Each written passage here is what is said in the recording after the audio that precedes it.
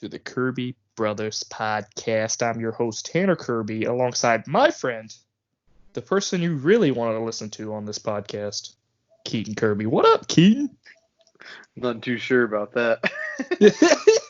you know, they heard your Last of Us thoughts, and they were like, you know what, we hate him, but he's so damn lovable. We just have to keep coming back for more. We just have to keep listening to hear what else outrageous claims about the cycle of violence Keaton Kirby will make. Hey, I thought about this some more, by the way. Oh, no. Dive right into it, because I saw a thing about Game of the Year, and everybody was already saying The Last of Us 2 is going to get it. And I think it should, because to some extent it is, out of this generation of consoles, no game artistically, I won't say not artistically, because there's very artistic, other than, let me say, like Breath of the Wild. Like, Breath of the Wild, to me, is still a game of the generation, by the way. We'll give you more on this Ghost. But, like, the animations and Ellie's facial expressions, like, there's no game that comes close. No, it's freaking insane, man. To any of that stuff, you know? I still have gripes with the story, and this is the perfect point I want to tell you. So I watched the ending of The Last of Us 1, right? Right, so Joel killing that girl. All he does is bust in. Yep. I can't remember the character's name, but the Firefly leader, that's the character that, he talks to beforehand. I think her name's Marlene. He goes in, and he just opens up a door, and there's a doctor standing there. There's no characterization of this doctor. There's absolutely nothing to do with this character, and he kills him. Yeah, so you have to, because he pulls like a scalpel on you or something. Correct. He's the only one that you have to kill. But what I'm getting at is the next game that character is given life by the writers. Yes. To create the plot of this cycle of violence. So the same thing as I was trying to say, it can be said for every single character that Ellie and Abby kills. Sure. Through all The Last of Us 2. So that's my biggest gripe, because I understand, but it just never ends the cycle of violence. Like The Last of Us 3, how can it not be she goes back into town and all of a sudden whomever raided the town from the Rattlers, and they slit Dina's throat and throw the baby down a well. And next thing you know it, you're like, well, we're right back here again. It's just not creative to me, and it's just kind of I don't know. It's just, I don't know how. But that's my biggest beef. Now, with it being Game of the Year, I still gameplay wise, animation wise, great. The story, and I'm not even upset about Ellie's and Abby's, their individual story, because you made a good point on that. I just talking about the idea of I just thought it's weak. It's weak to me, plot-wise. It's a weird choice. I agree. I agree, because it can be applied to basically any characters in those franchises. Yeah, so I don't know. It's just gonna. You could legit do that with Nathan Drake in Uncharted and be like, "Is Nathan Drake a dick because he killed this random NPC who now is an important character?" Right. Yeah, you're right. I don't know why. So I understand that to a point, and then right, but the only thing Last of Us 2, that's the whole premise of Last of Us 2. That's the generalization. That's the general idea. That's the plot. That's the driving factor. So when you make it the forefront of it, then you can just extrapolate it amongst everything. To me, it's if you're a writer on a sitcom TV show and you're 22 episodes, you're doing the cycle of violence, you're perfect. Because every episode, you're throwing in another character, and it doesn't matter because you wrap it up at the end of it. And that's how I feel The Last of Us 2 is. Yeah, that was always my problem with Walking Dead, just the TV shows, because it was the same thing over and over again. And it was okay, we're going to kill a bunch of zombies. There's going to be some inner turmoil. We're going to settle down in a place. Oh, shit, things hit the fan. We're going to move, and then we're going to go to another place and do the exact same thing. And this is what this game set up. Yeah, I agree with that. Yeah. But I do think now, because I even saw more of those contexts, talking about new IP and stuff, I really do think that they're going to turn around and do a Last of Us Part 3. Oh, yeah, I don't know if it's, and while working on another IP, because, the ending of it, I really think is, Abby finding the Fireflies. And then I think it's going to be hey, let's not go after this girl. She's been through a lot. But it's going to turn into, well, she's the cure. We're going to find her, show us where she's at. And against her own will, that she takes her there. And then, say they do kill Dina or something. I don't know what it may be. But I think there's a lot there that goes on that you can write without doing the cycle of violence, you know. Right. Still want to be a violent video game for sure. But or Last of Us 3 could be a farming simulator. Now, how cool would that be? Like a whole game, you know. You get to hold a baby and ride a tractor around.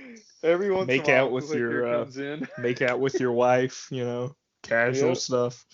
Hook up some laundry. See, we could be onto something here. Dude, there's no telling what people will buy these days. Hey, farming simulator. That's an actual game. It is true. Online. They come out with yearly installments of this game, Keaton. Yeah, and like imagine. I want numbers for farming simulator because apparently it sells, or they wouldn't make a 2020 and 2019 and 2021 versions of this game where you're running a farm. Yeah, I mean, there's some truth about it, man. I was just thinking of it like, imagine Ellie's animations and shuckling the corn. You know, how cool would that be? Right?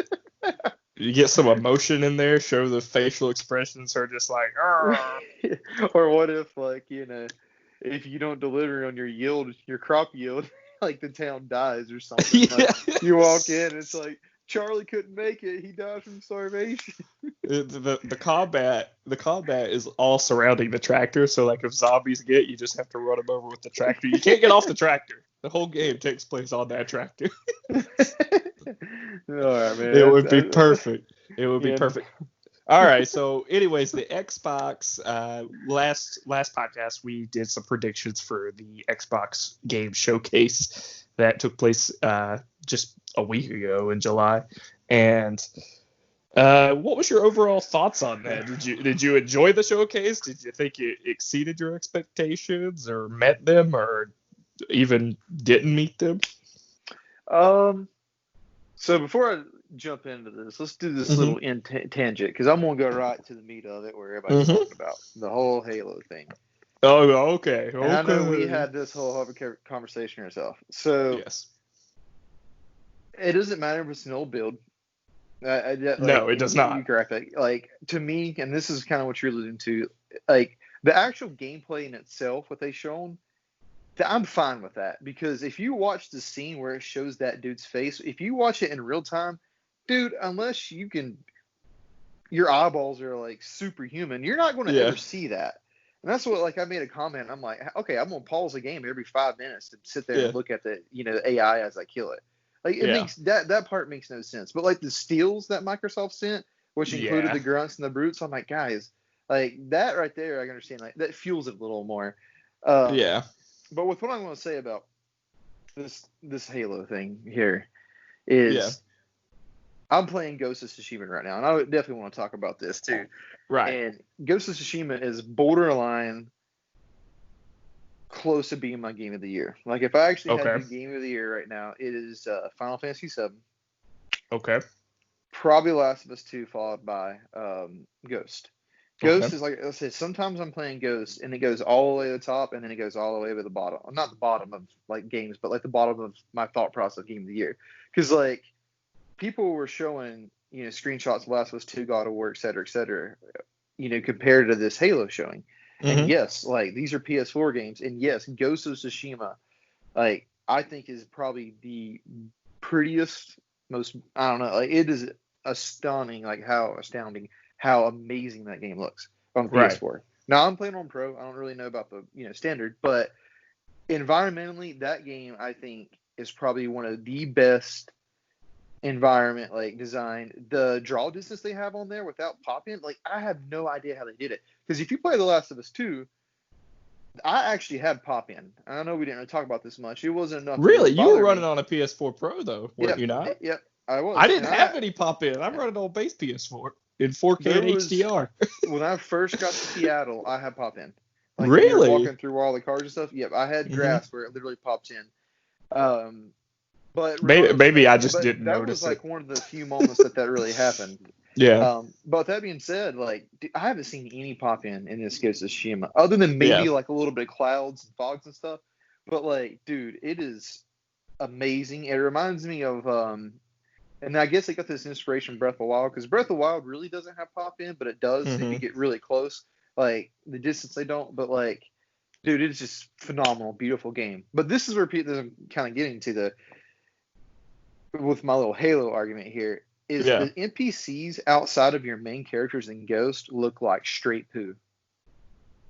Okay. You go to any NPC and they can look like a mudded face. And I'm like, okay, guys, like anyone can nitpick is what I'm trying to get at. Because like I've found it in Ghost where it's just like, man, this game is gorgeous. I think you could say that about to Spider-Man too. I remember the NPCs in Spider-Man looked really bad.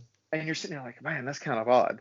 But here's the thing where we were kind of talking about, and it always comes down to the gameplay. Like, Ghost has very solid gameplay, and that's really just it. It's kind of like Batman, the Arkham series kind of stuff. Yeah, so square and counter and stuff like that. So it gives you enemy attack, which is kind of rock, paper, scissors, right? And you have 4 stances. The 4 stances are strong more or less against certain archetypes of these characters, such as spears, etc. Yeah. But here's the kicker about that. All right, dog. Shh. But the kicker about that is your square button really doesn't do anything. Yeah. But the triangle does. So really all you're doing is hitting triangle. That's it. And you break the shield, and then you can use whatever you want to go into it. And it's just kind of a repeated cycle. And then, of course, if you do stealth is stealth, then it is what it is. Yeah. It's fine on that. But and then you get in every stealth gameplay for the most part is kind of the same regardless. But yeah. Oh man, my dog's going crazy because my mom and little brother are walking down the road right here. And oh no. Oh no. Before we continue, hey, shush. Shush, you two, boy. Boy. Hey. Boy. He's big now. Oh, really? Yeah, he's supposed to be like 8 pounds. This guy's already 9 pounds, man. Hey, I'm thinking you're feeding him too much. You're going to have one of them diabetic dogs, man. Ah, man, he's a big boy. So, big boy. Speaking of the gameplay, though. Yeah. I was talking with Ghost as well. If you wanted to, in Ghost, you can cheese the whole game. Now, there was an update today. Yeah. I sent you a message because I'm hoping that's the truth. Yeah, it made it harder. If you alert enemies, you can actually walk into their little Mongol tents, and they will literally stand out in front of it and not come in and attack you. Like 90% of the time. And you could just sit there and spam square and literally cheese every encampment in the whole game. Right.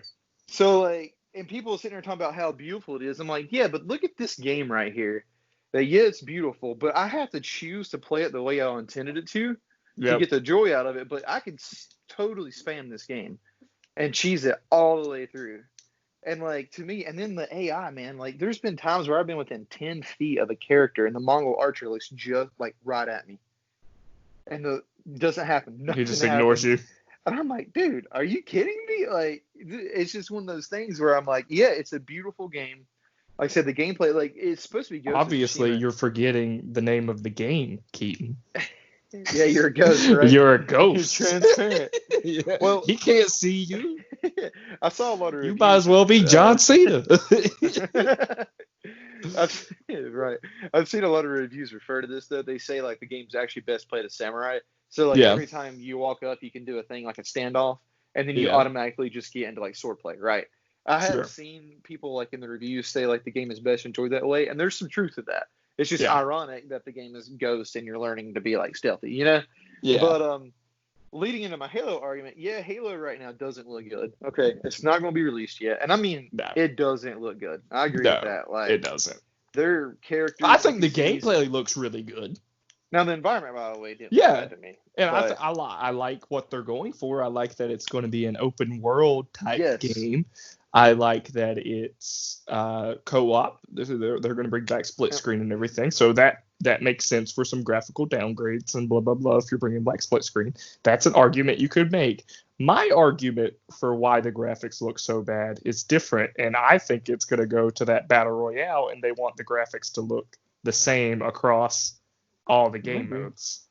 Right, so I think they downgraded the graphics so that when you play battle royale, it's not going to be a huge downgrade in graphical quality from the base game.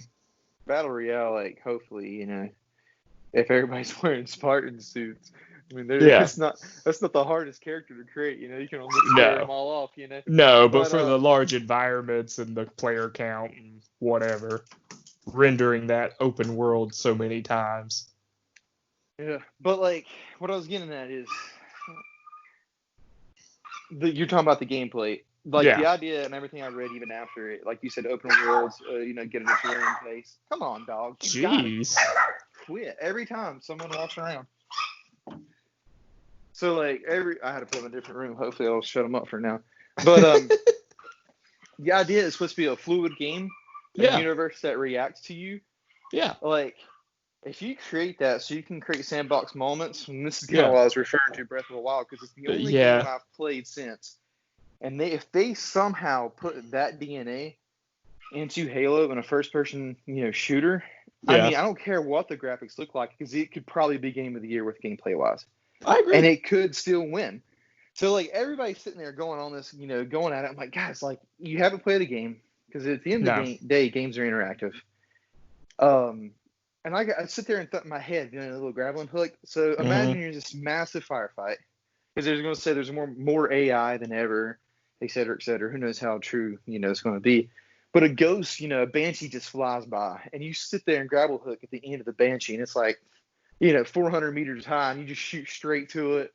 You know how you can take over the banshee? You take over the banshee. I mean, like, there's so many ideas in my head for like if they can actually make it work the way that would be really fun. Kind of alluding to, and like you said, 4-player co-op campaign, massive sandbox. Like, there's just this huge realm of possibilities where I'm like, this could be like, it could be something special for sure, just when you're actually playing the game. Yeah, and it kind of reminds me of, like, how many times like I enjoyed myself playing Animal Crossing more than I did Last of Us 2. You see what I'm getting? You know what I'm getting at? Well, I get it. Like, you can have more fun playing games. I'm not as good it's graphics. A better game. I think the difference is with Halo, and why everyone's pissed off is because Microsoft, as a company, marketed this system as the most powerful system that will be on the market, the most powerful next-gen console, the best console in gaming, is all we have been hearing for the past year. And then their flagship game looks like it's from the 360 era. I think that's why people are mad. 360, but I mean, it looks pretty bad. That's my thing. You can't market a system as the best looking console ever and then show me Minecraft running on it and say, look at that. Look at how good Minecraft looks. And I'm like, They said the most powerful. So if you watch that, there's no drop. If it runs 4K and it runs as smooth as it's actually running, imagine having 50 grunts on the screen at one time, 30 jackals, 4 brutes, or 15 brutes, 20 elites, and it's all massive with no drop at all.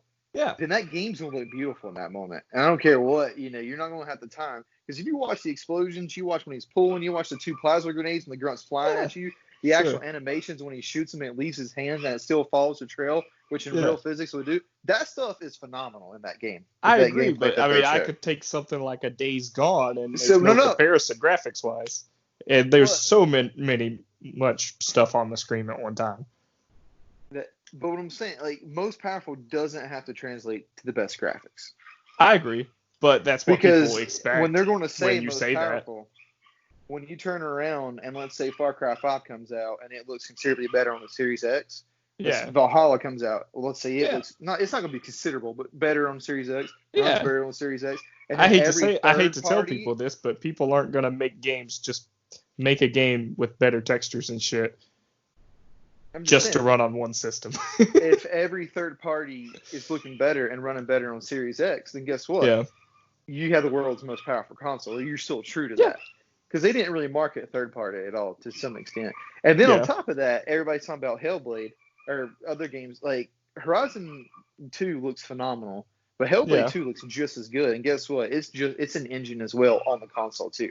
Right. So I'm like, yeah, maybe your flagship, like you're saying, but maybe the idea is like, even though it's a flagship, maybe they're trying to get away, like, because I really think they won't. And this is what I was saying somewhere on Twitter as well. When Horizon comes out in 2022, and I'm saying 2022, I know a lot of people are high on 2021. I just don't see it happening. I think spring, winter of 2022. So kind of like when Horizon 1 released, that's when I think it's going to come out. At that time, let's look what Halo looks at and then compare it, because they've already said ray tracing post-patch. Yeah, I heard They've that. already mentioned a multiple, so like this idea that it's supposed to be a platform, because they're not supposed to be another Halo game in 10 years, supposedly. Yeah, It's that's what I probably heard. going to look considerably better within every, installment and patches they go through. Definitely with the way the community is, acted to it. So I'm like, Yeah. let's wait until that comes out. Now, you can say maybe Ratchet and Clank comes out next March and looks phenomenal. Then, yeah, you're going to have, a pretty good valid, argument. Yeah. But I'm just giving you an example. Like, just give it some time. Let's play the game. It's going to probably, run, play great gameplay. Eventually be beautiful. Who knows? But the biggest thing out of all this, though, is, you can defend what you want. And I play all three systems. I love games. Yeah. I don't like, and it kind of does suck sometimes when you're, pigeonholed to one system. And I understand it creates this kind of weird cult-like fascist moods where people are like, if, this is superior than the next, like, man, we gotta get over that. Like, Twitter since then, even like you sent me the Domino's thing, like, it's messed up, dude. These people. Well, look at how they went after Last of Us 2, though. Working their tails off. Yeah.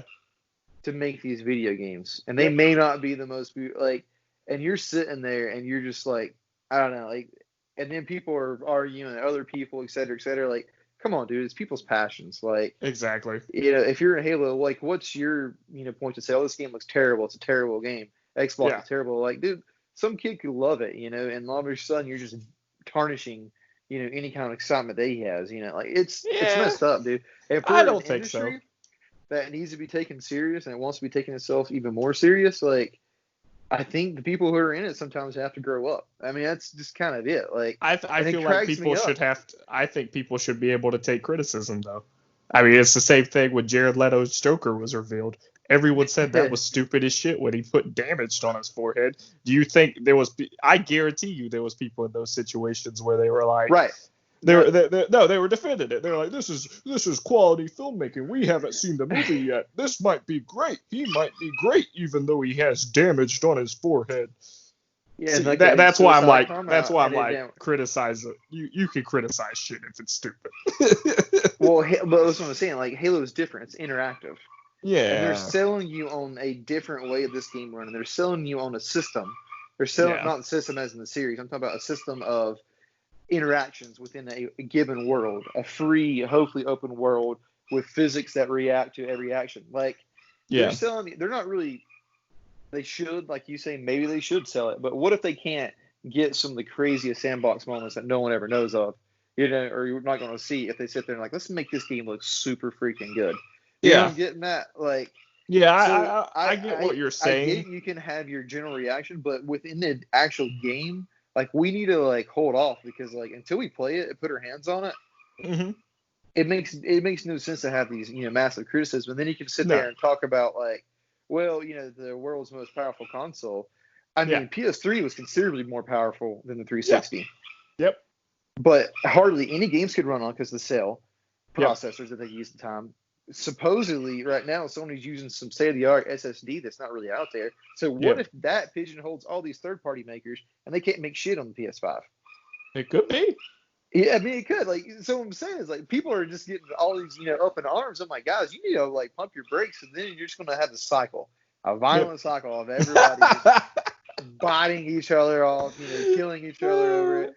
Like, hey, man, everybody's stuck inside. We need shit to complain about. It's just insane. At the end of the day, we're just looking for more stuff to complain about. At the end of the day, but back to the Microsoft conference. Did you like what they showed? Did it exceed your expectations, or were you just kind of?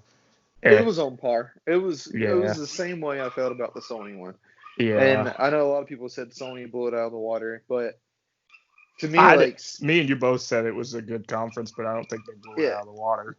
The highlight moment of both conferences is Avowed, which is the Obsidian RPG, because Obsidian has shown they can create Fallout 76, which is most people's favorite Fallouts out there.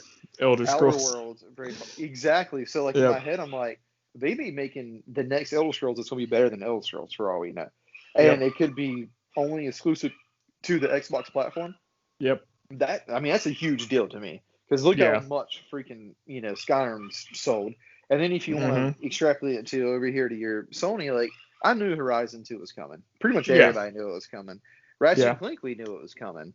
Yeah, well, kind of. Gran Turismo, even I'm going to hate to say that, but Gran Turismo has a long way to go to catch up to Forza. And if you look at the tech demo, by the way, that Forza tech demo. That Forza was pretty. Was phenomenal. That was an insanely nice looking game.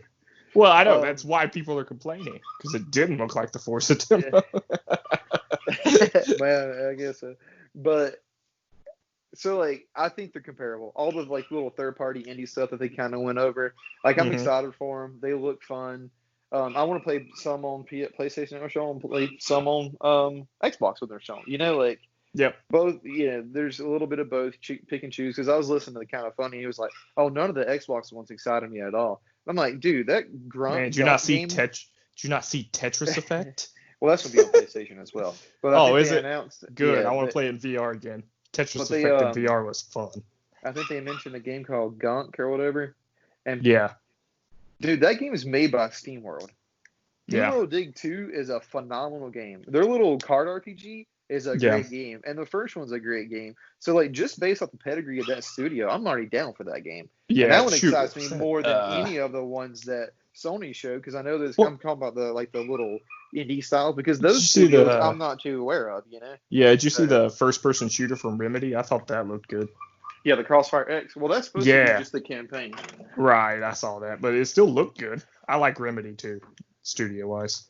Oh yeah, they make really good looking stuff and make really good games. So yeah, there's quite a few on both sides, and at the end of the day, I did make a joke on Twitter. I was like, more than likely, like, I'm probably playing Xbox if I get a new one, the Series X this fall, just because I'm not gonna be able to find a PS5.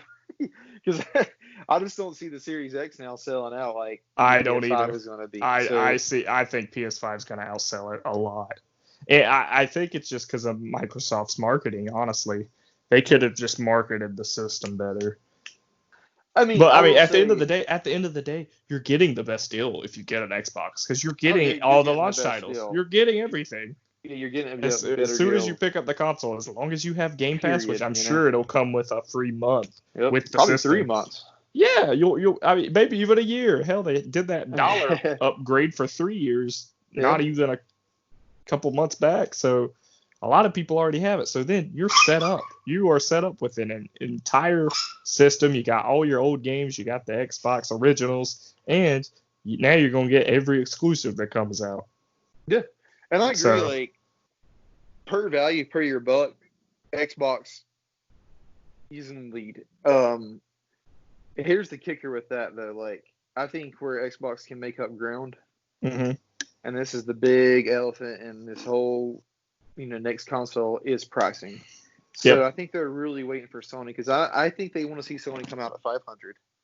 And I really think Microsoft's going to drop 400 for the Series X, which, if they can say it is the most powerful, let's say by architect, tech-wise, et cetera, and no disrespect to Sony, but Microsoft as a technology company and their space overall within Fortune 500 period is way superior than Sony. Sony makes TVs. They make operating systems that's run PCs now for how long? The stuff that we can't live without. Like, Microsoft has, probably some great minds, all I'm saying, with technology. I know Mark Cerny and all that good stuff. I'm not saying that with Architect, but I'm just saying, like, for sure, Microsoft, they can play in that field, and they have more capital and money. So, like, the only thing Microsoft has to do to really get on board with a lot of people, and I know this sounds crazy, is they're supposed to have an August event, like you said, drop the price, make the price. I'm not even saying, like, I'm saying competitive because they have to buy a market share back, not make the price competitive with them. I'm talking about you need to compete to buy a market share to earn people back. And then second, and which I really think they're going to do, like, I just feel it, is I think they're going to buy Warner Bros. And they'll probably buy those studios. All they have to say is, look, we got Rocksteady now. And Rocksteady's probably a top 5 developer in the world right now, behind probably the Sony first ones, not including Nintendo. I'm putting Nintendo in their own little shell. Yeah. But, like, not including Nintendo, majority of the developers, starting off, like, you'd probably have to say Naughty Dog is number 1, right? Like, And then probably, Santa Monica after the God of War release is probably number 2, I would assume. And then from there, like Crystal Dynamics is really high. We'll see how Avengers turns out. But like, I'm excited for Avengers. yeah. I don't know why. Legit, I have no reason why I'm excited for that game. I have no reason to be. All the gameplay has looked average at best. Is looked average. It looks like, to me, it just looks like a better graphics Ultimate Alliance, which, I love Ultimate Alliance, so that's not really a deal breaker for me, but for other people that are expecting this big AAA experience, I don't know if you're going to get that out of this. I think you're just going to get better graphics Ultimate Alliance with Destiny combat systems. Man, you might be right. But going back to these 5 studios, I know we got on that. We're going to talk Avengers in a minute because I'm kind of excited for it as well. But CD Projekt Red, I'd put probably number 3. And they could jump to number 1 depending on Cyberpunk. Because if it delivers with the intentions it's going to deliver, then that's 2 in a row of these massive RPGs with, thematically speaking, completely different. Like that could be huge, definitely. Right. So then, like, after all that, like, literally number 4 or 5, like, it's Rocksteady, like 343 honors. Like, Halo 5 was fine. It wasn't, anything groundbreaker, phenomenal. The Coalition, they make great Gears games, because I'm talking about like Xbox Studios now. I would say Playground has a chance to really jump in there because the Forza Horizon. I think Fable will look. The trailer was odd. I get it's just an announcement trailer and everything. Yeah, it's just an announcement trailer and everything. But I'm glad I got to see it. The graphics looked stunning, so hopefully the game looks like that too. So. Well, that was straight CG. That was not in. I know, but if it looks anything like that, to me, I was getting Horizon vibes from it. So like, if it looks like that, I'm okay. Fable's gonna be. They're gonna have a great art style because Fable's, again, I don't know, folklore, like the idea behind it, fairies, mystical. It's going to be very. They could have a really pretty art style and whatnot, and not have to worry about making like an ultra realistic, But I'm really excited for Fable. Like, there's a lot of stuff for Xbox coming out. I'm actually even more excited for Hellblade 2 now, because the first Hellblade was 6 to 7 hours. Right, and you played it. Now they didn't have another trailer to show.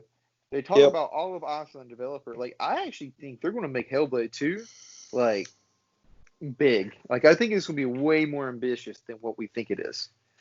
Like, and that's exciting. Like, the idea that they might come out with this game and it might be on the level of, Last of Us 25 hour,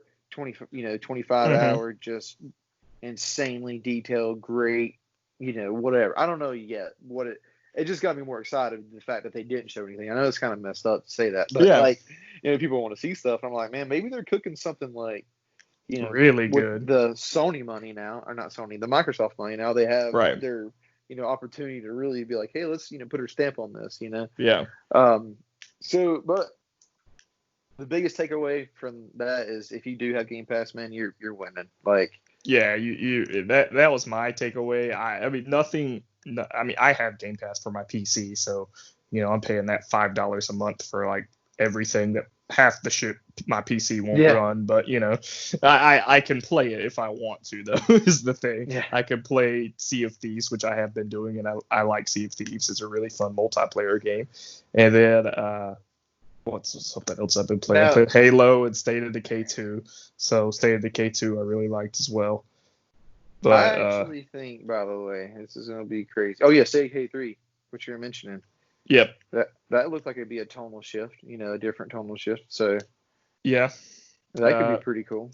I think it will be cool. I know they'll probably keep that multiplayer focused for that game too, and that building focus and everything. So, but that with upgraded graphics would be great. And I think they should make it more scary than it is. And I know I thought the trailer kind of insinuated that just based on the scary zombie deer. But if they go for a more horror type thing, like imagine like a Resident Evil where the zombies are harder to kill and stuff, and it's more scary, because I hate to say it, but State of Decay 2 is not a scary game at all. The only time you get scared, like daytime and everything. I want like better graphics and more, make it more scary for me with the zombies. playing State of Decay 2 not too long ago. Because I was actually watching Walking the Dead during this whole stay-at-home thing. I was like, I'm going to start this show over again. And maybe you want to play State of Decay 2, which is really cool, the community building, et cetera, et cetera. Yeah, but, like, what I would do, and I think this might be the road they're going down, because one of the podcasts, they might have been unlocked, one of the guys were talking about it, that one of the visions of State of Decay was doing an MMO. Yeah. So maybe not an MMO, but if they could do like a shared world, 16, 20 players on like an island, and make that it's actually multiplayer, and then staff up and actually make a single player story, State of Decay. Like a legit, like you said, like let's figure out why the virus is here. Let's give some backbone. Because they did a little bit of story mode in State of Decay 2 with some of their updates and stuff. But I meant, like you said, like a horror focus, like, you know, put the blinders on. Like, the thing is with MMOs, you can do great stories with MMOs. I mean, but I mean, I want that to be separate. I mean, I want to State of Decay 3 like just straight up story, you know, single player, like Last of Us style, and then have a multiplayer tack on where it's just like, hey, we're going to drop you in this world. You know, you got to loot, build yourself up, and you're good to go, kind of thing. Yeah, I think that would be really cool and big seller. But yeah, that's kind of a wild card. It's really early in development, though. I did read that. That's what it was like pre-production. So. Yeah, it wasn't even in production. It was pre-production. So that's interesting. I thought that was very interesting because I don't really know what. I mean, State of Decay 2 came out 2 years ago, so I don't really know what Undead Labs has been doing for 2 years. But that was my first question. I was like, well, what have you been doing for 2 years? I mean, maybe there's all these random updates for State of Decay 2. I really don't know anything about State of Decay. There was a lot of updates the studio and stuff. So, I mean, they could have released all kinds of DLCs and stuff, me just not knowing. But usually you'd think they'd be done with pre-production at least by now. But I will say there's 2 events coming up in August, supposedly. A State of Play, and I'm hyped for that. Yep, and another Xbox event. And I think the Xbox event, is going to show the price no matter what. Because, dude, we got to get prices out. We got to get pre-orders up. Yeah, like November. If we're in August, that's 3 months. I mean, because it's going to be the beginning of November. It's not going to be at the end of November because they want them on shelves for Black Friday. So, right. Well, I mean, is Black Friday even going to happen anymore? Let's be honest here. Yeah, that's a good question. But I think, you know, the Xbox event, I think, is going to be around unboxing it and probably showing the other Xbox for sure. PlayStation State of Play, I'm not too sure on that one. Like, I really think Sony's just going to drop a Twitter thing and say, like, hey, it's up for pre-order, you know, go to your local blah, blah, blah, blah, you know. Like, something crazy like that. And like I said, that's a big deal. I think that State of Play is going to have a couple more launch games that we don't know of, including maybe like third-party launch games, maybe something with first-party. I'm not really too sure. I went through the Sony first-party things, and I don't really know everything they have cooking. And that's the thing about Sony. The only 2 studios that you know in your head that possibly have the possibility, other than the new one they created in San Diego, which is the MLB show. So that could be a new IP, or more than likely, it's probably going to be a continuation of Uncharted somehow. That's what I was thinking. It was going to be the Uncharted spinoff. I'm hoping for more Chloe stuff, or even a Sully. I'm getting to on Sony is like, they got to start making some new IPs now, because like Horizon is now established IP. More than likely, they're doing another God of War. They may be doing another Last of Us Part 3. So like, on the whole Sony slate, I don't know like what new IP they have coming through, because most of all the studios seem to be tied up, including like Sony Bend, not Sony. Yeah, is it Sony Bend up there? Like they're probably Sony Bend did Days Gone. Yeah, they're probably doing a Days Gone too. So like now you're sitting there and you're like, man, all these studios you have, like I don't see any new IPs. And then regardless of what people think about like Microsoft, like they've got for sure you have Grounded, which is technically an IP by Obsidian. Which, by the way, I think that game has all the possibility to take off, and I'm not even kidding. Like that game, I think could be like pretty special for Microsoft. You got the Avowed, which they showed. Then you have this is just off the top of my head. Then you have We Happy Few. What's that company called? New IP. And you have the Initiative. Is that called the Initiative? Know they're working possibly on the new IP. I know so like at least Sony, like the one thing about Microsoft you can at least kind of be excited about, and then you have Everwild by Rare, new IP, is you do have the possibility of all these new, IPs coming down the pipeline at one point in time. Yeah. So, I mean, but it is what it is, because, like, Ghost was phenomenal. Like, I'm really enjoying that. And, like, I haven't beat the game. I'm not even close to it. So I don't really know what Sucker Punch is going to do for their next game. Mm-hmm. But they may do another IP. And I thought that would be kind of cool, as if Sucker Punch became a first-party Assassin's Creed kind of studio. So they just pick, like, all these times and histories and then just go through it, So that would be fun. We got Japan, so let's do, I don't know, similar time period here, and similar time period here. I hate to say it, but I want another Infamous game. So yeah, maybe they'll do another Infamous game. I'm not too sure on it, but regardless, for both of these consoles, man, it's exciting. That's all I'm gonna say. Like, I'm hoping to get both.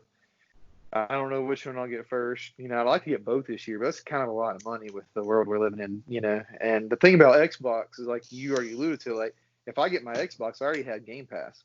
Yep. So I'm already getting Halo. All the games that they've shown on there were on Game Pass, and I think it showed Crossfire being on Game Pass in 2020. Yeah, all the games that they showed were on Game Pass. Yeah, and like I said, there were like 4 or 5 that were, I know, for 2020. So, like, that's exciting to know that you're going to have these new games to play in 2020. So, and definitely if it comes in cheaper, like a pretty good amount cheaper.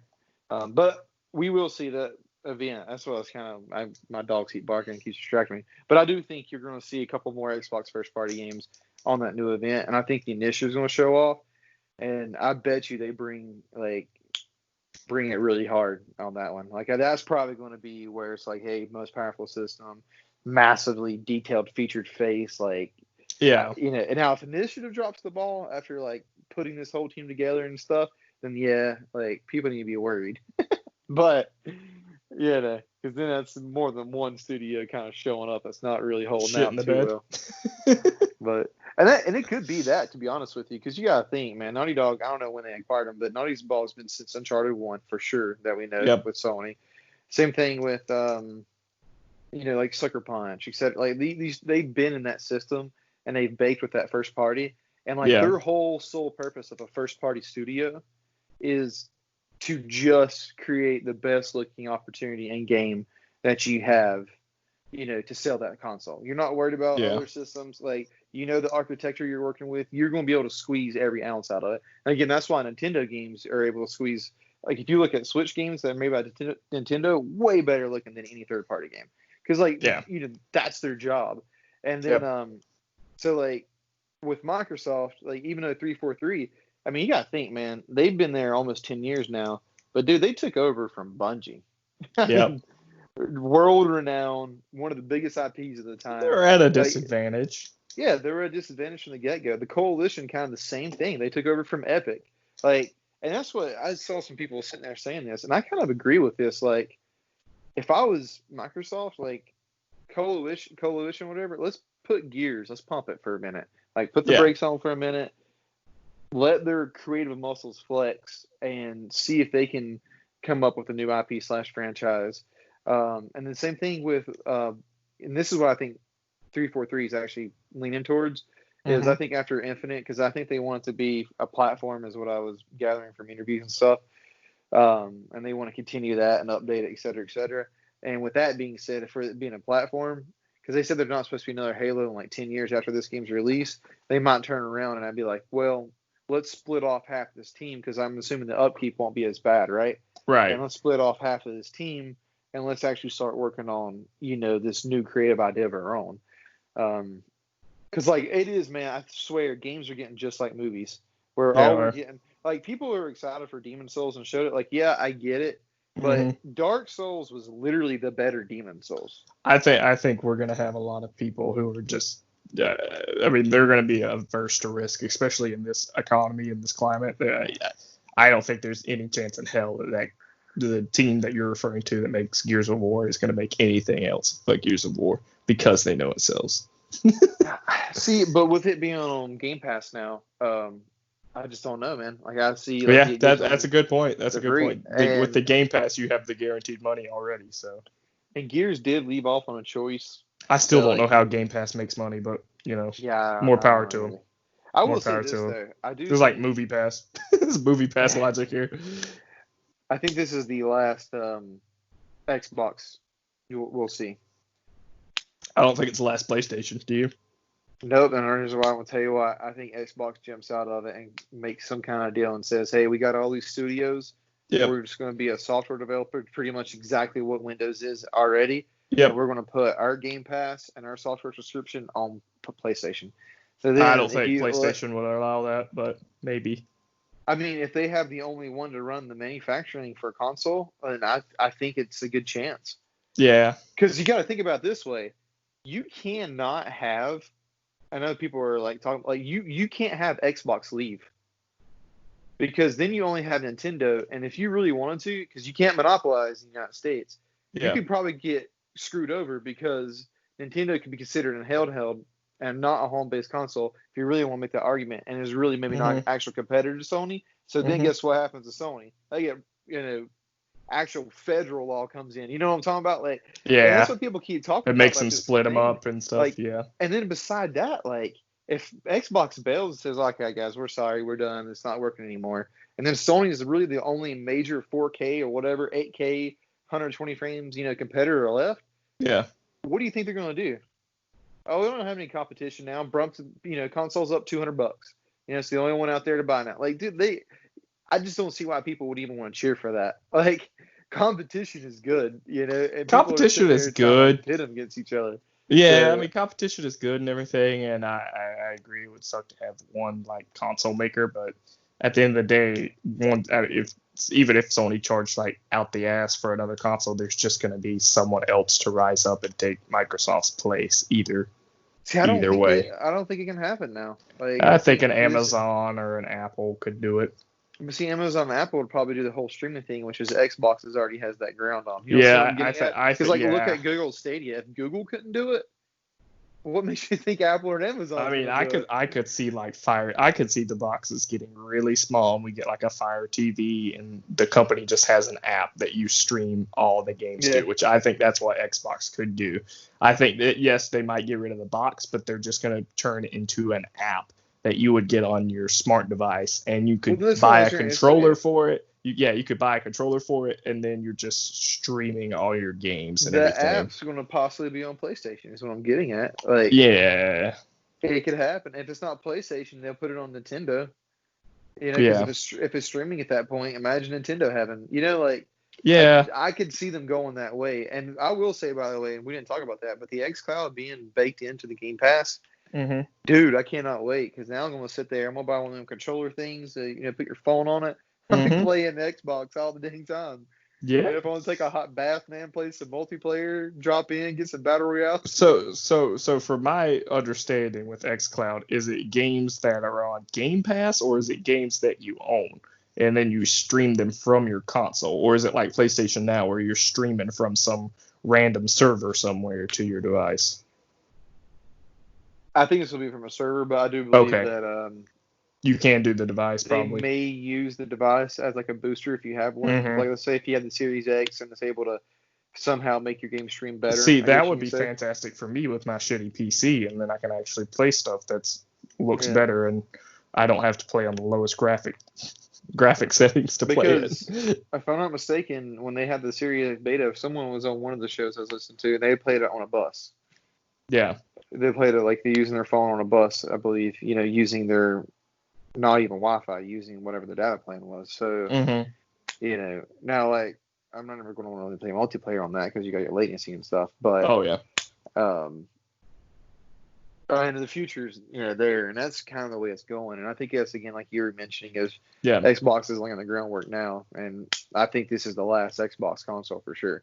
Yeah. Now, will Sony play with them and let them put their app on there? Because, like, I don't think so. Technically, you would want to, because then you could have some kind of hardware that could run, their first-party Xbox titles, if that makes any sense. But I don't think so. Just because of the existence of their own version of Game Pass, which is PlayStation Now. That's the only reason. That's the only reason. I mean, I understand like the EA app and stuff is on Sony, so maybe I'm completely wrong, but I just couldn't see it because Sony gets the money. They get a part of whatever sells on the Sony store, and I don't think the subscription would tie into that. Maybe there's be some random money deal they can make with it. I mean, maybe there's some random money deal they can make with it to where it would be beneficial for Sony to do that. But at the end of the day, when you hold all the leverage, you're going to hold all the leverage. Microsoft probably could just do an aggressive takeover if they had to. Yep. So. Yep. They could. You're right. But it's crazy though because they released their like year-over-year quarter two or whatever, and their numbers were so much better. Like Microsoft numbers were like hundreds. I can't remember if we can remember it was hundreds of percents, but they were like considerably higher year-over-year. So like obviously Xbox is not doing bad. Like it's just this weird media, and if you get on like Twitter and stuff, it just makes it seem like Xbox has only sold 2 units ever. Well, I mean, it's the exact same thing that PS3 and Xbox 360 was. I knew way more people who had an Xbox 360. I was around when people roasted the PS3 for its price tag, and hell, I even did because I was freaking in middle school. But, and then I ended up getting a PS3, and I loved my PS3, and I loved all the exclusives on it. But, like, I just remember at the time, everyone acted like PS3 was the losing console at the time, and honestly, it probably was. But once you look at the numbers, PS3 sold way more than Xbox 360 did. And I think that's insane. But, yeah, it did. But if you actually look at, like, the numbers. They sold it at a loss. 06 to probably, like, 09 and probably even, like, 2010, Xbox was far in the lead. So you got to think about what they're selling. They're selling at a way higher margin. And PlayStation, like a lot of people who went to PS3 were late adopters. And that's how those numbers called up. I agree. And that's kind of what's been happening with Xbox, really, and PlayStation right now. But there's no way this current Xbox is getting close. No, it's not going to ever catch PS4. But if they come in and they have a device that's only $200, $150, it's all streaming, you're going to have more people that are going to be like, you know what? Like, yeah, I'm going to buy a PS5, but, I'll buy this and put Game Pass on it. Right. Why not? Because that's like the kicker is like, if you think about it, like you said, you spend, let's say, $200 for this small device. It's all streaming, but you have xCloud and you have Game Pass. And you're like, man, I just want to buy the Xbox for the first party. Everything else is PlayStation. You're paying $15 a month. And let's say Xbox gets in the mood where they're releasing 3-4 first parties a year. That's $240, and if it goes to $70, I mean, you're looking even more at that point. If it's $70 a game, that's $280 a year that you don't have to worry about playing, and it's all right there on that $15 subscription, And you're just boom, you're getting first party after first party, and who knows? Like that could be their play is like, hey, how do we make sure people who are buying PlayStation also want to buy? Because you kind of alluded to, they've already kind of failed at like to some extent right now. They've kind of failed to like, let's take away the PlayStation buyer. You know what I'm saying? Yep. But I will say this. I worked at Best Buy. Every casual Christmas parent ever, and I worked during the 360 and I worked during the PlayStation, went 360 for the sole reason of the value of the dollar. So I know like you were talking about brick and mortar and all that stuff, but if somehow they can reach the mass audience, I'm not talking about the core gamers, and they're saying, hey, by the way, buy this $400 console, because I'm really set on $400. I'm going to be disappointed if it's not now. And they say, hey, get this right here, $15 a month, you have access to 150 games. They rotate in and out. You never have to buy a game for your kid again. By the way, games are $70 a pop. You're going to have parents like, wait a minute. Are you serious? Oh, yeah, by the way, parents, Minecraft is included on this. Fortnite is included on this console. You don't have to worry about it. You don't have to pay a dime for those either. Yeah. You're going to have some parents be like, wait a minute. Maybe, this is the way I want to go. You think too highly of parents. Shoot, you know how I got my first Xbox? Because I couldn't get a PS2. I mean, that's how my mom was. My mom was. I mean, in all honesty, that's how I got mine too. I mean, Now, it was all about which one was cheaper at the time. And I think when I got my PS3, which I mean, I always had a PlayStation. I had an original Xbox too, which I love my original Xbox. I think I played it way more than I played my PS2 because it had KOTOR on it. And I played Battlefront a lot and all the Star Wars games. Those were my go-tos. Yeah, I mean, I played Halo 2. I never. I can't even remember anything about Halo. In all honesty, I need to go back and play them. I'm actually. Oh yeah, continue, and then I'll. Yeah. But yeah, I remember when I got my PS3, I wanted Arkham Asylum because I had played it at my friend's house, and I wanted Arkham Asylum. So I was like, okay, well, I'm gonna get a next gen console for Christmas. I mean, or at the time, next gen console. I'm gonna get this console for Christmas or whatever, and I'll go and get it on Black Friday. So they had like a bundle, and it was PS3 with Arkham Asylum and Infamous in it. And that was why I got PS3. And I was like, okay, nice. I am a Sony fanboy. And the first game I ever bought with my own money, because I started working when I was in 8th grade, first game I ever bought, my own money was Uncharted 3. Really? Yep. That's so weird. Well, I mean, not like the first game I ever bought with money I got from a job. I do remember going to the store and buying Jak 2 and Jak 3 and Jak and Dexter because those were my go-tos when I was little. Right. I remember, like, you said the thing about PlayStation, because I was probably when PlayStation 3 came out, I was in high school because the Xbox 360 came out my freshman year in high school, or it might have been my 8th grade year of high school. And I remember wanting PlayStation, and then they said, "Oh, it's $600." Yep. And I was like, well, that's not happening. Yep. And Microsoft came in at $400. Yep. So my brother and I worked for the whole summer and did a bunch of, jobs here and there, and we ended up getting a 360. And we actually got the DSL internet at the same time, and we learned about online or whatever. And like those were the best moments I've ever had in gaming, dude. Playing the original, like not original, but like early Gears. We got the early Oblivion, man. We got Dead Rising, the first one, like. That was like true next step because we were like playing on PlayStation and Xbox. And next thing you know it, we're like sitting there at these two games and we're just like, dude, these games are beautiful. Like, holy crap. So that, I mean, and then you could have the exact same argument right now because PlayStation is ahead for sure. And they could be like, no, people want to come up to our price to buy it. We're not going to sell it at a loss. And Microsoft can be like, you know what? We're selling at a loss to get market share back. And it may not cut more than 5%, but that's still 5%. Yep, I agree. It will cut a bit. It definitely will. So, I mean, there's going to be the Xbox fanboys who are going to buy it regardless. Sure. Yeah, I mean, they're going to buy it regardless. But end of the day, there's nothing that has been shown to me that is going to make honestly anybody at this point, because most 30 million people are unemployed, they're going to make people jump on buying the next gen console to me. And I mean, in a way, Microsoft knows that because obviously they're basically telling you not to buy the system, which is stupid marketing in my opinion, but more power to them because everything's you're right to that point. I mean, but everything's going to stay on the old console. But just the idea that you just kind of mentioned right now with the purchase power, because Xbox actually has a thing where you can sign up online right now and you can pay monthly for Xbox that comes with. It's like $30 a month. It comes with Game Pass, and you're paying a console off. So how do we not know the Series X is going to have this? With their actual economic, what's going on right now, it could be reversed. You could have Sony reaching its high point, and people are like, we can't afford to buy that right now. And they're trying to buy a Christmas present, like I was alluding to, and or not even a Christmas present. Just like, man, I want to really jump into this next generation. Like, I want to play Assassin's Creed the best way I can possibly play. I don't have $500. I don't have $600, but it's like, man, I could pay $30 a month right now. Boom. Yeah. Like there's a way that they can. I wonder what the repo man for those consoles looks like. Like, what happens when you don't pay? That's true. I just wondered that when you were talking about it. I was like, now, with that someone being come said, to your house is like, you didn't pay the Xbox bill.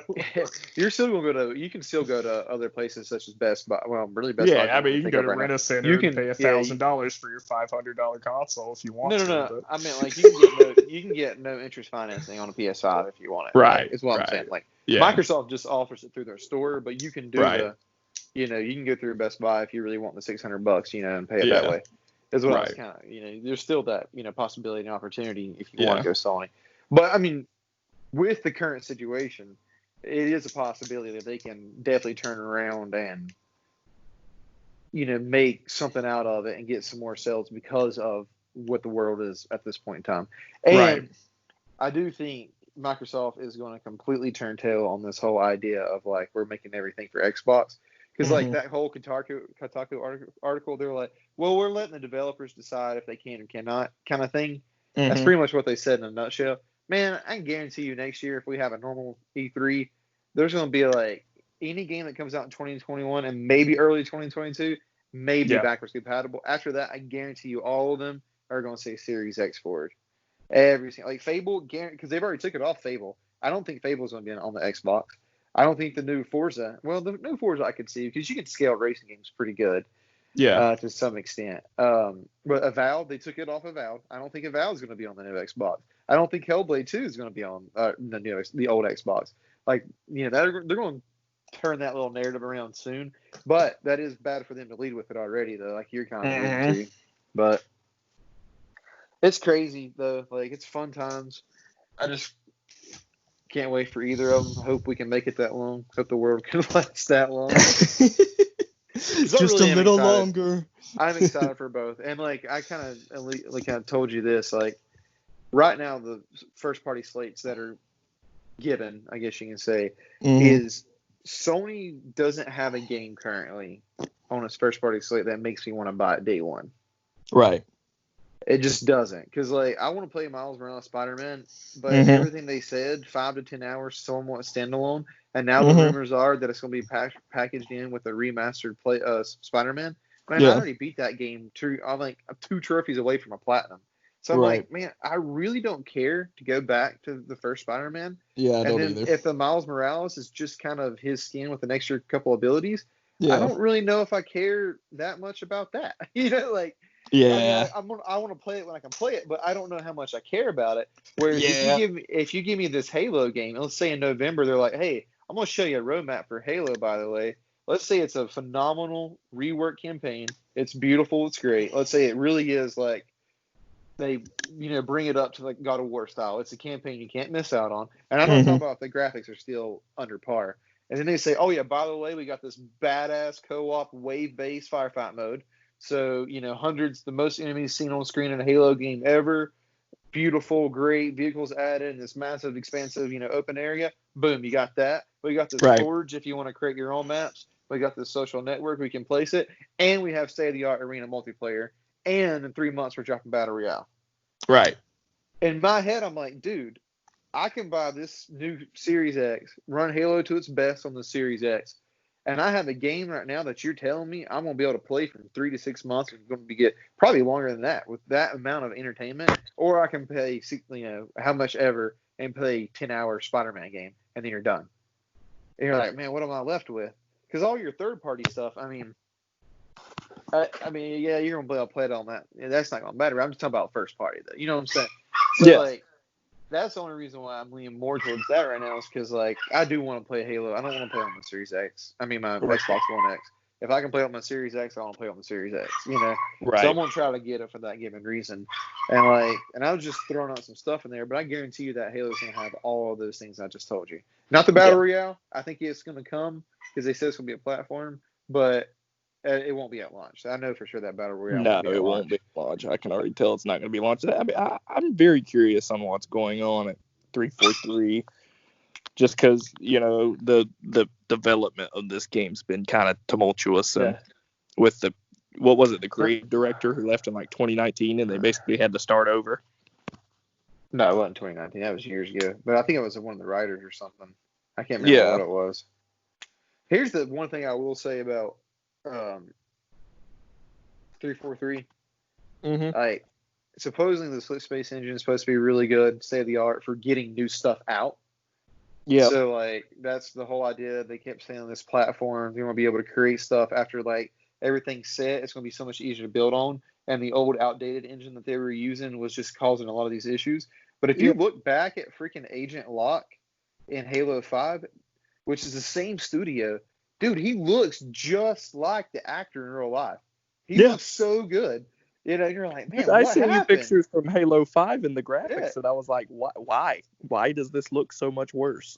So, I mean, there is some weird stuff on that, and maybe like they are going to upscale it, and it's just a weird old build. I'm not really too sure, but Yeah. But here's the other thing I was going to say, like, if they went and changed their narrative direction, which could have caused other issues just because people hated Locke that bad, Yeah. like, man, maybe you should have just stuck to your guns and made people actually, like, don't listen, because the community can be toxic. The community can be toxic, man. Yep. And you could have had something that could have been great and paid dividends, but instead you're like, nah, we're going to, try to appease the player. Because, like, think about God of War, which I think is my second favorite game this generation for sure. And I think it won the PSX, whatever, I Love You, XOXO. Didn't God of War win the #1 PlayStation game? Yeah, it did. In the tournament. Good. Yeah. Who did it go against? Last of Us 2? I think so. Okay. Well, I was about to say it was either Persona 5 or Last of Us 2, but if you looked at that bracket, you could have predicted the entire thing. So. Oh yeah, but for sure though, like brackets where like a lot of games just didn't have competition. Yeah, that's true. But God of War, by the way, is like for sure. I think outside of Breath of the Wild, I know you're not a big fan of Breath of the Wild, but outside of Breath of the Wild is for sure. I think. Because it did what Last of Us 2 was kind of doing, but it reverted all your expectations. Yes, and it reinvented it. Like, and this is the thing I keep coming back to Last of Us 2 as well. I know people are going to be like, man, this guy hates this game. But, like, when I got done playing God of War, I was like, dude, I cannot wait to see where this goes. I want the next one. After Last of Us 2, I'm like, man, I don't know if I really ever want to play or go into this world again. Like... this is sad. Yeah, there's just this different kind of like, I agree. You know what I'm saying? And so like I can't, and I think God of War is deserving of that because like, and this is talking about the writing, by the way. When I said, and really, I don't think The Last of Us 2's writing was creative. Look how creative God of War's writing was. Yeah, Atreus being Loki, the giant right there in front of your face. They left everything in front of your face. The idea that he came from Greek, and yet the other gods knew that he was an outsider god. Cliffhanger. Yeah, like so much. The idea that the world snake may be Kratos, like, dude, there's so much writing and creativeness to what they did with an actual source material that already exists, and they didn't even bend the source material. Like, they just made it within the Kratos narrative. I'm like, dude, they did that, dude. That's why I love the first God of Wars and stuff too. It made me like know Greek stories better than I did before. Well, the first God of War, like, the first three, it used the stories, but what I meant by that is like it did not follow along. Like, it would have been really cool because you find out Kratos was what do you call it, Zeus's son. If somehow they used a different god that was for war, and then he killed Ares, and all of a sudden, he's like, Kratos, that's your name your mother gave you. I gave you the name Ares, and then you're like, oh my gosh, he's the God of War. Now you know what I'm saying? Like, that's what they did in the new God of War, because the new God of War, it's like all of a sudden you're going through this whole game, and dude, check this out. Like, I don't know if you knew this much about Norse mythology, because I'm actually playing Hellblade, by the way, which is phenomenal in Norse mythology and what they tell you. So, like, the first god to die in Norse was Baldur, or whatever his name was, right? Yeah. Like, he's the actual first god to die in the actual Norse mythology. And his mother protected him to the T, and she went and made sure everything in the universe that he was, immune to, more or less. But in the actual story, I think it was like maple or something like that, or whatever. So Loki went and found a piece of maple and, like, find it down to more or less a toothpick, gave it to a god, and he was like, hey, throw this at him, because all the other gods knew they couldn't everybody die laughed and at with him. And he flicked this little toothpick, and it went right through his heart and killed him. Like, that's actual Norse mythology. So then you have God of War, and he's using a bow, Loki which, like, how cool is that, dude? Like, I don't know, man. I know I'm geeking out a little bit about that, but, dude. I remember dude. God of War, and I actually knew that story while I was playing God of War, and I was like, well, I know what's going to happen. Yeah, like, I just saying, man, that game was, God, that game was great. But, yeah, that was a good game. And it's funny because, like, I'm more excited for Santa Monica's next game than I am Naughty Dog's. But yeah, I'm excited. I think that, we might get a tease for that I'm very curious on what they're gonna call this game. Which The one? next War. God of War? Yeah, are they gonna call it God of War 2, or you think they'll go for the tagline approach? I think they'll go Oh, tagline. no. Yeah, they go tagline, and there's only one tagline they have to do, and it's going to sell so Ragnarok. many. Yep. God of War Yep. Ragnarok. That's all they Yeah, have to you're right. say, dude. You're right. It would sell very easy. Yep. I mean, that's it, man. And I do think Santa Monica, though. I haven't heard, or I don't know anything about this, but Yeah. I would almost bet, a pretty decent amount of money that they are working on multiple IPs at this point. No, I guarantee they are too. I think God of War is being worked on, and if you listen like out of Corey Barlog's stuff, like prior, he mentions how like he wrote so much extra stuff, and they even wrote like other realms. Yeah. So like I feel like a lot of that groundwork in writing and directing was probably already done to some extent, and they probably won't have a different. I think they gave Corey the green light because I think he would have left if he wasn't able to work on that new IP, because he talked about some IP he wanted to work on for a while. I think one of them was space or something. I think he would have left if they didn't give him that green light. So I really think he's working on something with Sony, and it's probably that IP that he was mentioning, and that's exciting to me. Like, can't wait for that. Yeah. Yeah, I'm excited for it too, man.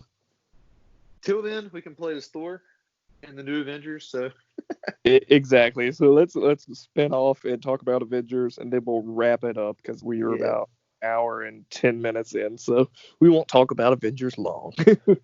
But obviously, the beta for this game comes out next week. Keaton, have you pre-ordered the game? Are you gonna play that? Yep, I got it on Xbox though, so I don't know if there's gonna be crossplay. But It's not. I did get Why it on did Xbox. you do that?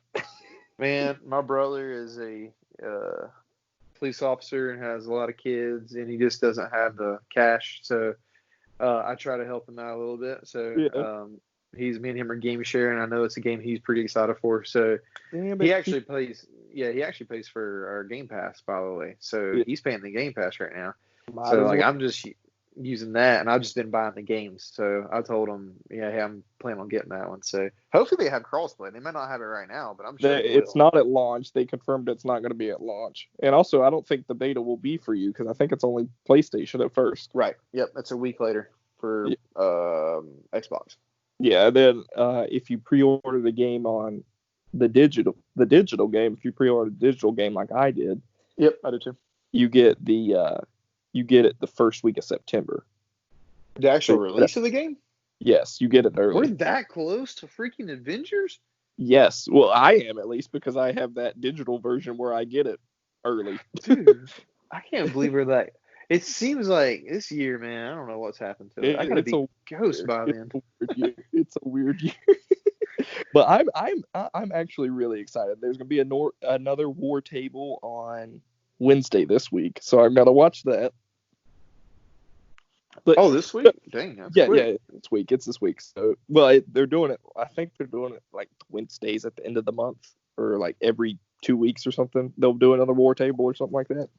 And they'll just I think they'll showcase like one single player mission for like one character. So like last time it was all about Thor and his stuff and co-op missions.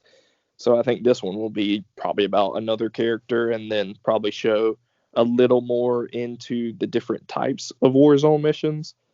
Or maybe it'll be a single player. I don't know. They've announced what it is, but I can't remember which one it is. But I'm excited. I don't think it's going to be mind blowing, and I don't think it's going to blow me away, and I don't think it's going to be game of the year. But I just think it'll be a fun game. I think this Avengers game. I think it's one of those games that I can play a podcast and play the game, and not have to pay attention while I play it. I see this game coming out and being exactly what the first Destiny was. Yeah. Where you end up putting 400 hours in it. Yeah, it wasn't the greatest of experiences to some extent, but the core was great enough. And the only thing about like Avengers, man, that because it's supposed to be a platform as well, I can see this game starting a little slow, but they have a lot of time to correct it, And I think from what I've gathered, they've kind of went the Super Smash Brothers route. And what I mean by this is all the characters are like all your attacks are the same map buttons, and then you have specials, right? Like cooldowns and stuff that are going to be per character. Yeah, but all light attacks will be light attacks, all heavy attacks will be heavy attacks, right? Yeah. Like, I think that's kind of Yeah, like the general there'll be idea behind it. variations on the animations for it, of course, and Oh yeah, for the animation. so But I'm wondering, like, how much are they really diving into it? For instance, like the Hulk, you're probably not going to really have an evade button, but like, what's her name, Black Widow? Like, you probably could have. yeah, an you're gonna evade be button. rolling around and stuff, I assume. Like if You you know, play like. character. So I wonder if they're going to go that much different. I guess we'll find out. But dude, yeah, I'm excited too, just because it's like, it's really weird because I guess without E3 and I keep looking at like games that are coming out, like there's still quite a bit coming out, but it doesn't really seem like everything's coming out at the same time. I don't know how I'm saying this, but like I was thinking about buying the Mafia revamp edition just because it looks really good in their new engine, and I'm like, man, I just gotta have something to play, you know? So it's one of those things where, you know, I guess I'm somewhat hungry, even though I'm playing through Ghost right now. But by the beginning of September, dude, I'm gonna be more than hungry. So I'll probably end up by then they'll really have enjoying announced and stuff like that. So I think this will be the month where we get prices and release dates and stuff like that. I can't see it being any later than this month. And if it is, then hell, you might as well delay that shit till February. Oh, for just the console releases. Oh, I got you. Yeah. I thought you were gonna say Avengers, because I thought Avengers was gonna get delayed again after seeing some stuff, and now I'm like, man, the way they were doing the marketing and like revamped all this stuff, like I don't see them delaying, you know, Avengers at all. So.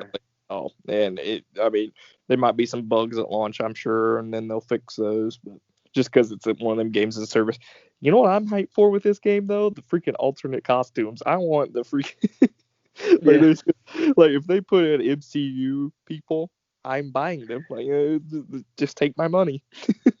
Yeah, I mean, dude, you're right. Like, there's gonna be a lot of, and honestly, you know they're doing. It would be really cool. You know they'll do tie-ins with like different movies that are coming out and stuff.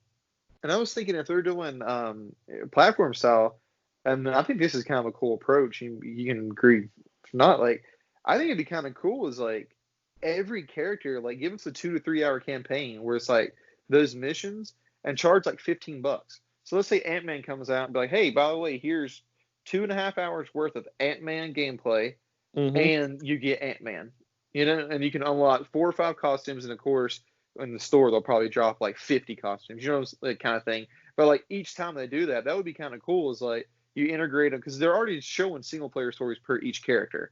Right. So I'm assuming like instead of doing DLC, like, oh, here's Ant-Man, by the way, you can play in the Warzone co-op with them. I think it'd be more cool if they're like, hey, here's Ant-Man, and you're going to play X, Y, and Z missions as, you know, Ant-Man kind of thing. Yeah, I could see that happening because I think in Wednesday the rumor is that they're going to reveal the first DLC character.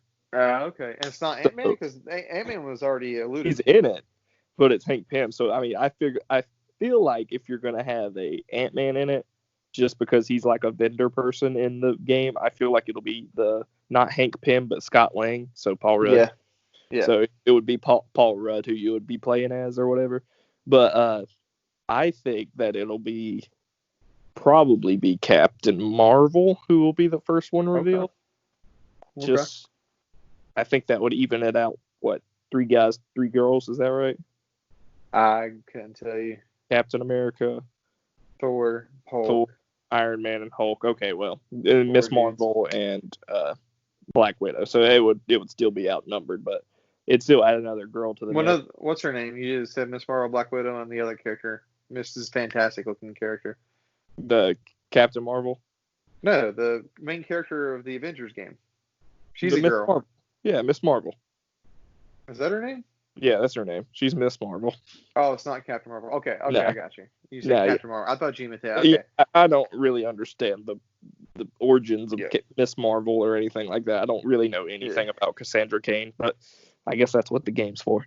But she, I think that she was in the background on like a poster, so like obviously her character model and everything's already done. That's why I think she's going to be the first. Oh yeah, that's the OG, like with the helmet thing, right? Yeah, but like the ones that like, who would you want as a DLC character, Keaton? Like, which character from the Marvel universe would you want as a DLC character? Truthfully, I would say if somehow, even if it's voice, because it'd be great.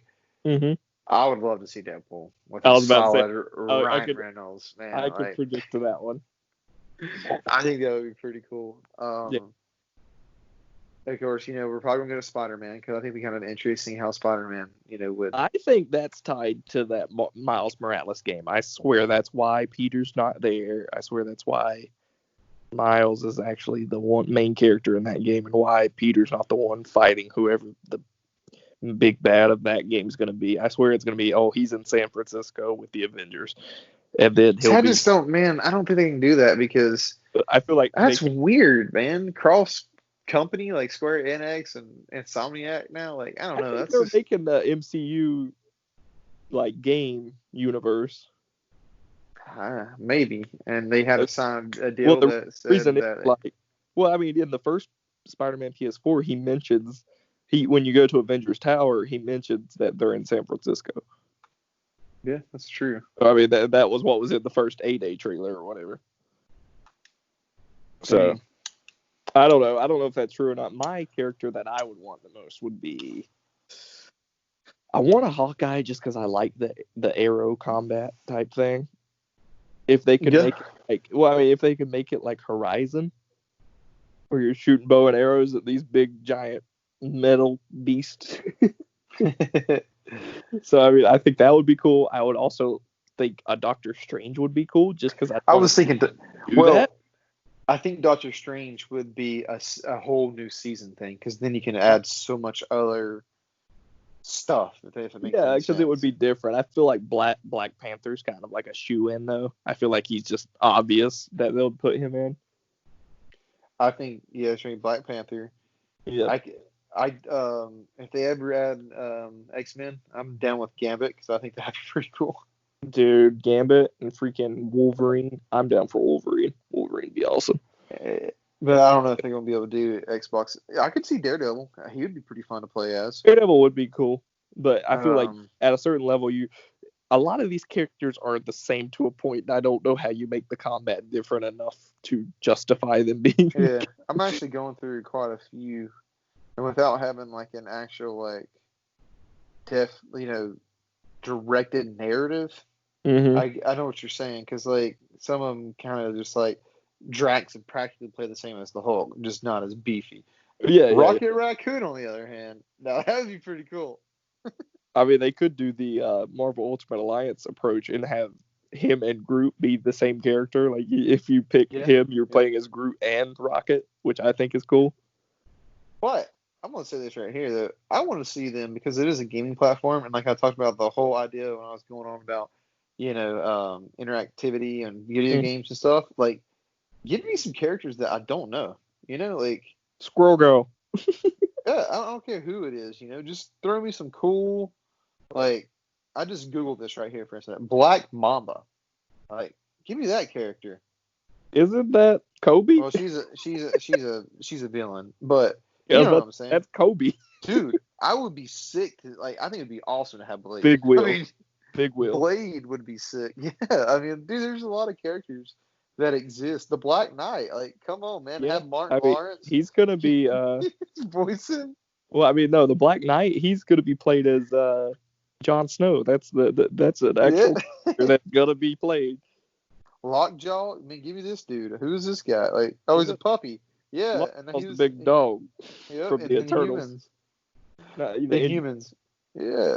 I mean, there's a lot of stuff, man. Just give it to me. I'm fine with it, man. I'm down for making that a big universe and everything. And I honestly hope that Rocksteady is making a rival to this and doing a Justice League game. That's all I want. I just saw a character right here. Didn't even know it existed. Unicorn. Give me that character.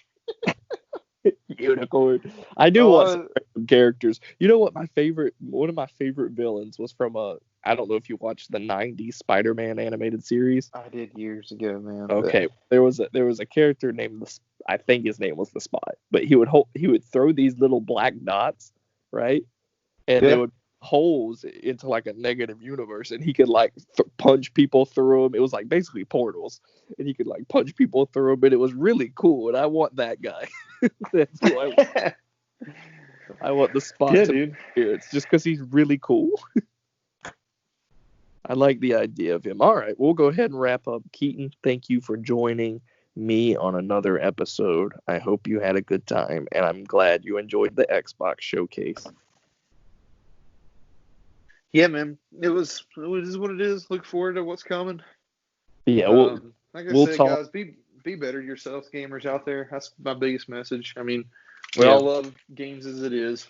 Yeah, we'll talk more next month. We'll might give our thoughts on the Avengers beta, and then once you wrap up Ghost of Tshimia, we can hear more from you on that, and you can give your final verdict on that and how much you're liking it and everything like that. So, but yeah, lots to look forward to, and we hope you enjoyed the episode. Please be sure to like, comment, subscribe, do all that fun stuff. Give us a review on all podcast platforms. Keaton, be glad to tell you that the Xbox episode that we did last week did the best that we've ever done. So that's good. I'm glad that we actually have. Yeah. I mean, as a PlayStation guy, it hurt to know that the Xbox episode got way more coverage and way more views than all the other episodes that we've done that have been honestly PlayStation focused. So, but regardless, that shows that people are hungry for that.